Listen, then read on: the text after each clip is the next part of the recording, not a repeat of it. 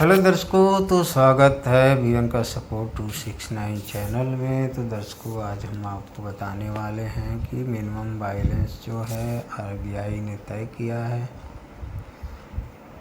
उसके बारे में। भारतीय रिजर्व बैंक ने हाल ही में बैंकों ने न्यूनतम बैलेंस नियमों में कुछ महत्वपूर्ण बदलाव किए हैं जो आप ग्राहकों के लिए राहत भरे हैं। इन बदलावों का मकसद ग्राहकों को बेहतर सेवा देना और उन पर अनावश्यक वित्तीय बोझ को कम करना है। आइए जानते हैं नए नियमों और प्रमुख बैंकों के न्यूनतम बैलेंस से जुड़ी जानकारी के बारे में आसान भाषा में। न्यूनतम बैलेंस क्या होता है? न्यूनतम बैलेंस वह तय राशि होती है जिसे हम खाता धारक को अपने बैंक खाते में बनाए रखना होता है। अगर आपके खाते में यह निर्धारित राशि नहीं है तो बैंक पेनाल्टी या शुल्क वसूल करते हैं। यह राशि बैंक और खाते के प्रकार पर निर्भर करती है। आरबीआई के नए नियम क्या कहते हैं? भारतीय रिजर्व बैंक ने सभी बैंकों को निर्देश दिया है कि वे ग्राहकों को पहले से यह जानकारी दें कि न्यूनतम बैलेंस कितना है और अगर बैलेंस कम हुआ तो कितनी पेनाल्टी लगेगी। इसके साथ ही अगर ग्राहक निर्धारित सीमा से कम बैलेंस रखते हैं तो बैंक को उन्हें पहले सुधार का मौका देना होगा। पेनाल्टी भी केवल बैंक की वास्तविक लागत के आधार पर ही लगाई जा सकेगी। इससे ग्राहक पर बिना वजह ज़्यादा बोझ नहीं पड़ेगा। स्टेट बैंक ऑफ इंडिया के न्यूनतम बैलेंस की जानकारी अगर हम बात करें तो स्टेट बैंक ऑफ इंडिया अधिकतर सेविंग अकाउंट में कोई न्यूनतम बैलेंस नहीं, पेनाल्टी कोई शुल्क नहीं लिया जाता है। एसबीआई ने सामान्य लोगों के लिए बैंकिंग आसान बनाने के लिए कदम उठाया है।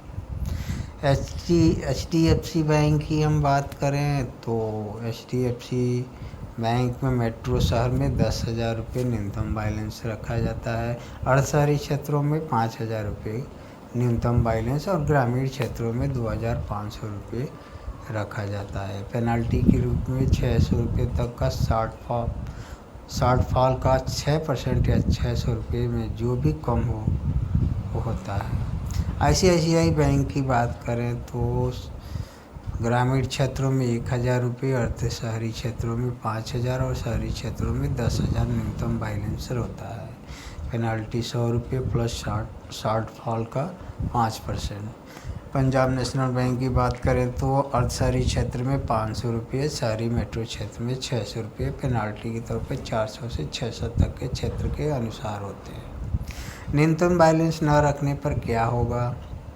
अगर आप अपने खाते में बैंक द्वारा तय न्यूनतम बैलेंस नहीं रखते हैं तो बैंक आपके खाते से पेनाल्टी शुल्क काट सकता है। हालांकि नए आरबीआई नियमों के अनुसार अब बैंक बिना सूचना दिए शुल्क नहीं काट सकते। पहले ग्राहकों को जानकारी देना जरूरी होगा और समय भी दिया जाएगा।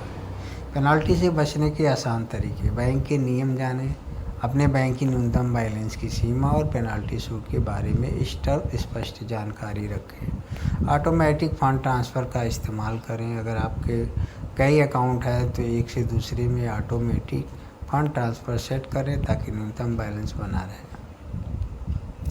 जीरो बैलेंस अकाउंट चुनें। अगर आप बार बार न्यूनतम बैलेंस में असमर्थ रहते हैं तो जीरो बैलेंस सेविंग अकाउंट खोलना बेहतर रहेगा। इसमें न्यूनतम बैलेंस की कोई बाध्यता नहीं होती है। न्यूनतम बैलेंस रखना हर खाते के लिए ज़रूरी नहीं है, लेकिन जिन खातों के लिए ज़रूरी है उनमें उसका पालन करना आपके लिए फ़ायदेमंद रहेगा। पेनाल्टी से बचने के लिए अपने बैंक के नियमों को समझें और समय पर कार्रवाई करें। आरबीआई के नए नियम ग्राहकों के हित में है और अब बैंकों को अधिक पारदर्शिता बरतनी होगी। अगर आप बैंकिंग से जुड़े हैं तो यह जानकारी आपके लिए बहुत उपयोगी हो सकती है। तो दर्शकों, वीडियो आपको कैसी लगी? अगर अच्छी लगी है तो चैनल को सब्सक्राइब कर लीजिए और वीडियो को लाइक करके शेयर कर दीजिए और एक प्यारा सा कमेंट करिए। मिलते हैं ऐसे ही एक इन्फॉर्मेटिव वीडियो के साथ। तब तक के लिए जय हिंद, जय भारत।